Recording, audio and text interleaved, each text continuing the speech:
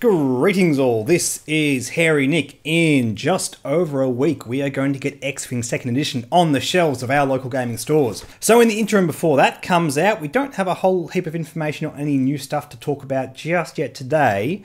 So I thought I'd do a few videos on some of the key design changes from X-Wing 1st Edition to 2nd Edition. Because us as a community are going to start making our list, putting them on the table, playing them, trying out all those cool things which we know worked great in 1st Edition, and we're going to get a little bit of a shock. We're going to have to learn how to adapt our new playstyles to 2nd Edition, so it's important moving forward to understand some of those key concepts. And who said learning can't be fun? I am here to help you guys understand some of these key concepts when moving forward. In this video, we're going to talk about Ordnance, namely missiles and torpedoes. I'm going to start this out with a bit of a history lesson. First of all, missiles and torpedoes started out in the very first wave of X-Wing 1st Edition.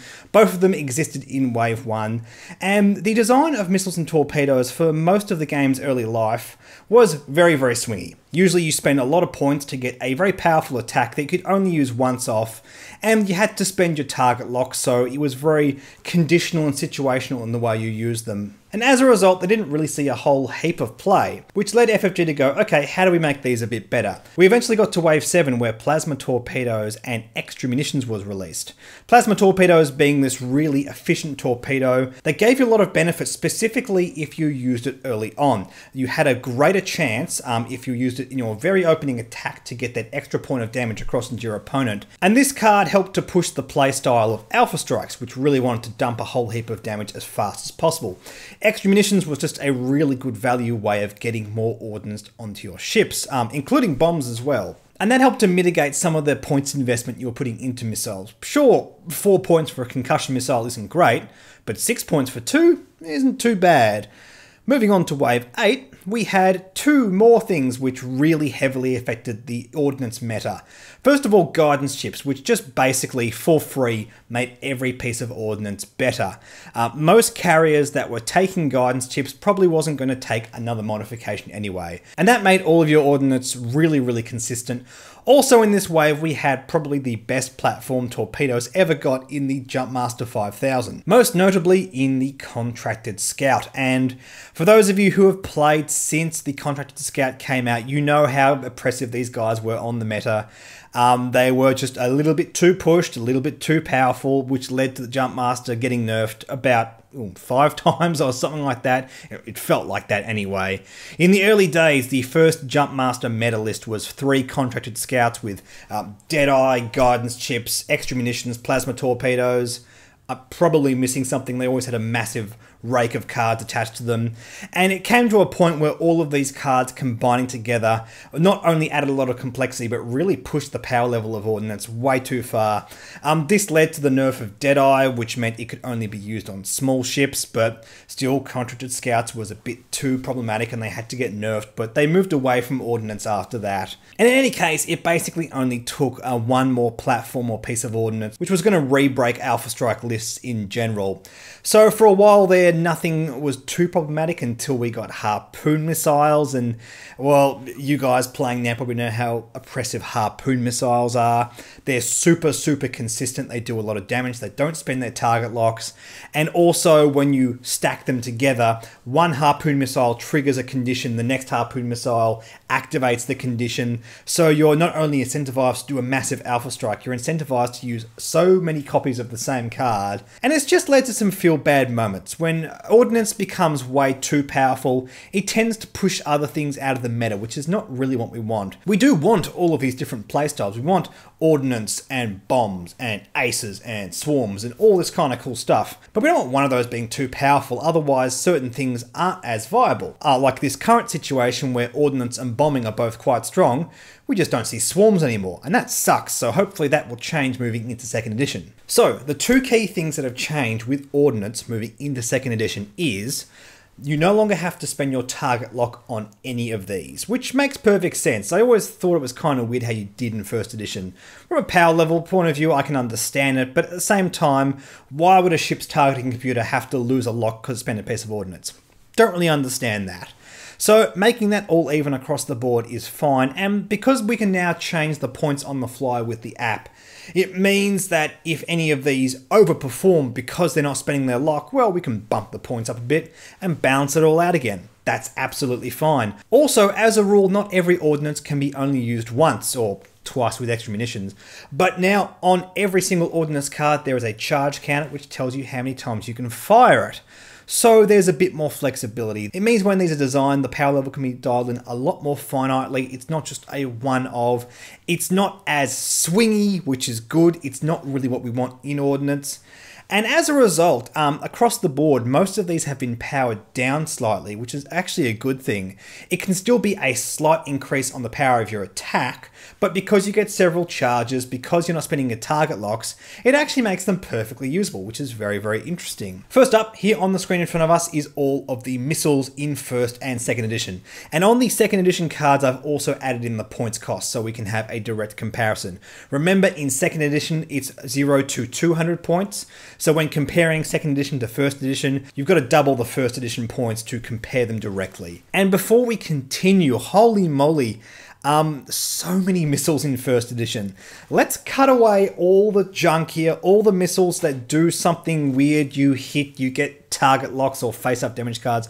Nothing crazy, just the core mechanics. So we're going to cut away XX-23S thread tracers, scrambler missiles, advanced homing missiles, harpoon missiles, and assault missiles. And when we do that, we're left with just these in front of us, which we can do a direct comparison. And just before we forget about all those things we lost, yes, harpoon missiles isn't really represented in 2nd edition, except it kind of is. You guys may have missed this, but the harpoon missile design actually has stayed here. Have a closer look at Concussion Missile, because it has the ability to do splash damage to your opponent's ships. Indeed, it has the ability to do critical splash damage to your opponent's ships. Now, before you freak out, don't worry, it's not as oppressive as Harpoon Missile. It only has 3 red dice, and it only exposes damage cards, which means there already has to be damage cards on those ships for it to have an effect. It feels relatively spiky, but at 6 points, it doesn't feel like it's going to lead to too many feel bad moments when it doesn't work. Indeed, it has 3 charges, so you've got a lot of chances to use it. I think this, more than anything else, is just going to be a good, decent boost to your attacks. 3 red dice negating your opponent's range defense bonus is going to feel pretty good, and the fact that you get it to use it 3 times is very potent. Indeed, that's pretty much the story, having a look at these. These are, in general, far less spiky, and across the board, there's a few key changes here. First of all, we don't get 4 red dice as a basic rule across our missiles anymore. Apart from the old cruise missiles and proton rockets, which still stacked on the dice anyway with the way they worked, it's pretty much 3 red dice seems to be the status quo. Barrage rockets, cluster missiles, concussion missiles, and ion missiles all just use 3 red dice. And because we can squeeze out a bit more value with these by giving them extra shots, that's okay. It's still going to have some value even on platforms that have 3 red dice, but it also gives platforms like the TIE Bomber and the TIE Punisher a bit more of a good basic attack. The fact of the matter is the missile isn't just going to fire once, so you could put on to your TIE Bomber concussion missiles and you'll get a nice boost to your attack across 3 different attacks. Oftentimes 3 attacks is all a TIE Bomber's going to get anyway, so that's actually pretty cool. And for 6 points that feels like a good reasonable deal. And in terms of the amount of times we can shoot all of these, it's all pretty much been upped significantly. Proton rockets is the only thing that has remained at 1 shot, but it's a very powerful shot. You also have to spend 7 points on this card. Look, it's 5 red dice. We don't see a lot of that in 2nd edition, so that's fair enough. Also, bullseye firing arc, so they've found different ways to curtail the power level. Ways and means that we didn't have in 1st edition, which is really cool to see. I find the design of Ion Missile in particular to be very interesting because it kind of scales nicely against bigger ships. Bigger ships tend to have less agility and will get hit with a greater amount of dice from your Ion Missile, which you need because you need to get more Ion tokens on them physically. And again, the fact that you get 3 shots is really good. Even if you just manage to get 2 Ion tokens on a big ship, don't fret, you can do it again the next turn. And talking more broadly on the design of missiles, people are labeling this as the utility ordnance, and I don't really like that term because when I think utility, especially in 1st edition, I think like like ion, jams, and tractors. All those control things. If I were to coin a phrase for these, I would call them the answer ordnance, because they can answer a lot of different kind of archetypes. You have, for example, cluster missiles, which are going to be good against swarms. You have concussion missiles, which again are going to be good against swarms, but it's also going to be very handy against big ships with a lot of hull, because you're also going to have a greater chance of flipping their face down damage cards. Homing missile is curious because it's not going to feel good at all against swarms. It's one of the reasons I don't rate this card so highly. I mean, it is only 3 points. Let's not beat around the bush. That's fantastic. But the fact that your opponent can always take 1 point of damage is a great tool your opponent has to basically blanking this out. However, I will say fantastic against aces.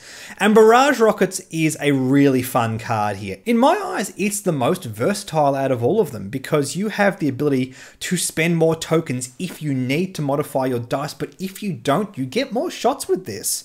Especially, again, if we're talking about TIE Bombers and TIE Punishers, it means you have a lot of flexibility. At the same time, you just get a better basic attack. It seems like a fantastic rate on those platforms. And just in terms of comparing this to first and second edition, I think the key thing here is you just don't get those big, dumb, stupid attacks anymore. We don't have homing missiles, concussion missiles with all the mods, harpoon missiles. It just doesn't quite work the same way it used to. You're still going to get a lot of value out of your proton rockets if you get that perfect shot and you get it modified and all that fun stuff. But all in all, these are a much lighter buff to your attack, but you get more consistency out of them, which I think, given the issues with Ordinance in the early days of X-Wing First Edition, that is a fantastic move by FFG. Let's move on to the Torpedoes and have a chat about those. Because so far we only have 3, and the key thing with the Torpedoes is they cost more on average than the missiles, but they have in general bigger attacks. In fact, Protons and Ion Torpedoes both have 4 red dice, and the advanced Proton Torpedoes have 5. So a higher cost and a higher ceiling. Makes perfect sense. And indeed, these seem to be a bit more of a blunt instrument. It's great to see the ion control works just the same way it does on missiles and torpedoes now.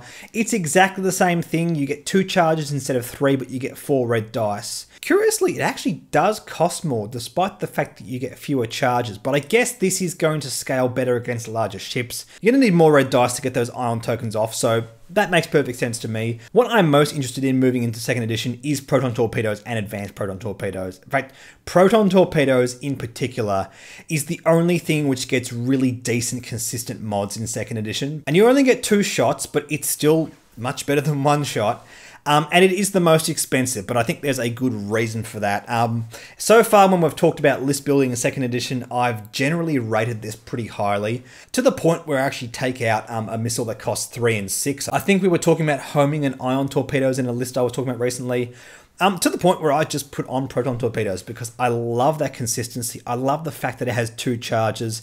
It is a big points investment, but that's what you get. You get consistency and you get a big, dumb attack. But it's not like plasma torpedoes. You are paying for it. Indeed, if we compare it to all of this old stuff, we don't really get the same amount of control in our torpedoes. We don't get flechette torpedoes.